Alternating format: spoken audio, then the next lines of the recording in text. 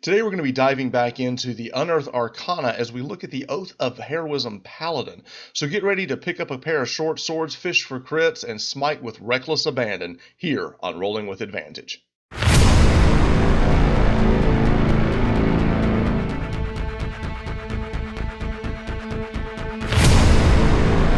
Today, as we dive back into the Oath of Heroism Paladin, the Unearthed Arcana, just do know that this is playtest material, so you need to ask your DM if it's okay if you play this. Most DMs aren't going to have a problem with it at all. And the cool thing about the Oath of Heroism Paladin is what this really does is it takes a popular build out there that was a multi-class of 5 levels of Paladin, 3 levels of Fighter to get the champion ability. And it streamlines it so that a paladin can do it now at just level 3. Because the dream here is to have an expanded crit range for your smites, and that's what we did with an old build. With this, we don't have to wait till level 8 to get that online. We can actually do it at level 3. So the idea here is we want to dual wield. We want to have as many attacks as possible to fish for as many crits as we can. And what we're going to do with this is come in here and pick up a wood elf. Now, I'm currently playing some Eberron, and it's the new cool thing. So Velenar Wood Elf is great. If you're not able to play this in your game, just a Wood Elf is fine.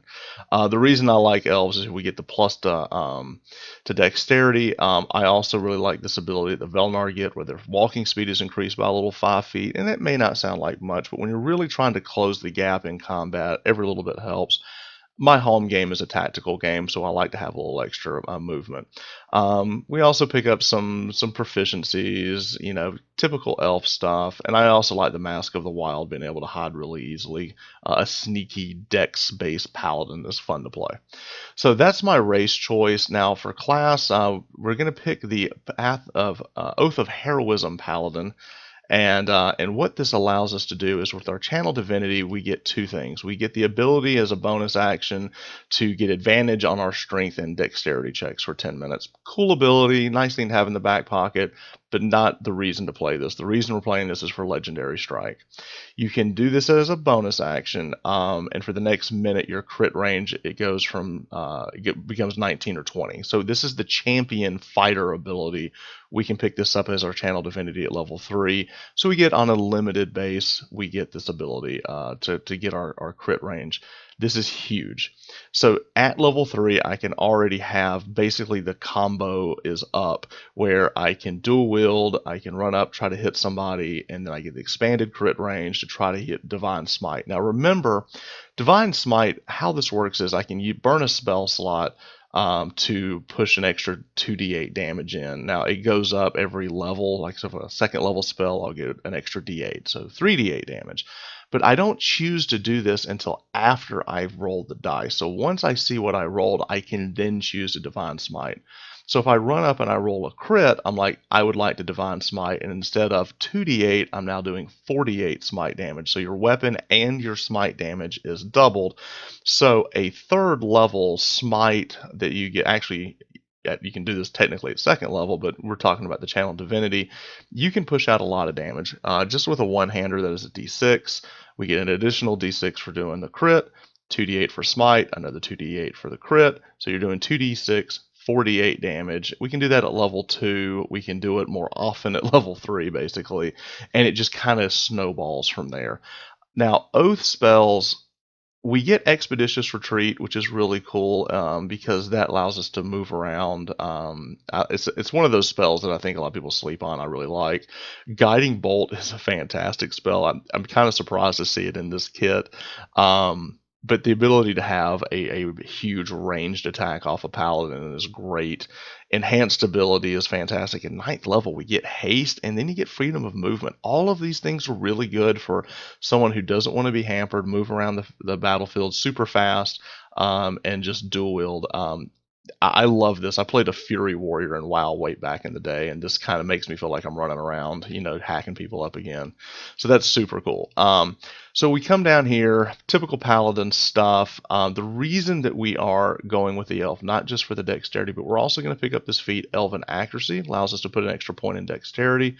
It also allows us to, whenever we attack with advantage, we get to re-roll one of those dice. So let me just kind of break down what this guy does at level 5. So we're dual wielding We are going to, channel divinity so that we get that expanded crit range. We're going to do that first round of the game. And then from here, this is what this looks like. You're going to run up to somebody, and hopefully we have advantage, flanking or something like that. And you're going to attack with your short sword. And you're going to get a 2 dice rolls for having advantage, and you get to re-roll one of those for elven accuracy. So we get 3 chances per attack to roll a 19 or a 20. If we're attacking 3 times, twice with extra attack, and then once with our offhand for 2 weapon fighting, we're going to have 9 chances to get a crit every round, to fuel out those big, monstrous divine smites. That is awesome. So that alone is incredible. But as this guy keeps leveling, now let's take him up to 10, and actually we'll go ahead and take him all the way up to 20. We're not going to be multi-classing this at all, and I'm going to show you why. There's no reason for it. We streamlined what we wanted to do. Aura of Protection is great. Gives us saving throw bonuses equal to our charisma modifier, so we do want to start having a higher charisma.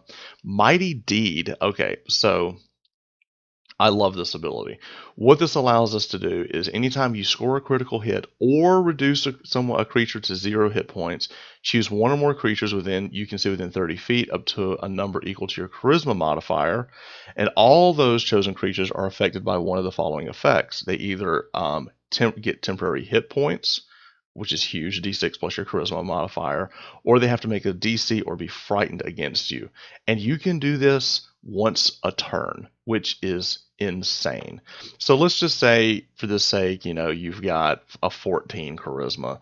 That gives you a 2 targets basically every time you drop somebody. So you could heal a couple of people, you could heal one person, frighten another person, and every single round you're doing this. This ability is crazy fun. It's one of the reasons I wouldn't multi-class. I want to get this as fast as possible. Now for here, you've got a lot of choices. You could take the dual wielder feat and upgrade from short swords to rapiers. It also gives you an extra 1 to your AC. Or you could start pumping up your charisma so that some of your other abilities you get more. I personally like the dual wielder. I love getting that +1 bonus to AC, picking up some rapiers so that you're attacking with D8s instead of D6s, and you also can pull the weapons out super fast. So that's what I would do. Improved Divine Smite at level 11 is going to allow us to, every time we hit somebody, they're doing an extra D8 radiant damage, where we're going to be rolling 3 attacks. So now we're swinging 2 D8s and smiting like crazy.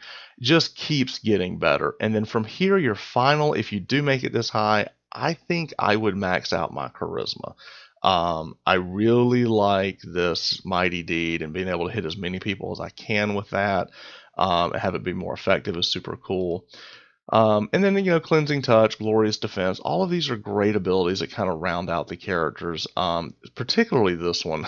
At level 15, when a creature you can see hits you with an attack roll, you can use your reaction to gain a bonus AC against that attack, and it's equal to your charisma modifier. So let's just say we get our charisma up to 18 or 20, a +4, +5. And if that does miss you, you can make an attack against them. So that's really, really good. And the capstone ability is cool too. Let's take a look. Living Myth. You are now empowered yourself with the legends. And as a bonus action, you gain the following benefit for 10 minutes.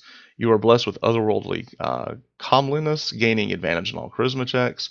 And once on each of your turns you make a weapon attack and miss, you can cause that attack to hit instead. Wait, what? Yeah, that's awesome. And if you fail a saving throw, you can use your reaction to succeed instead.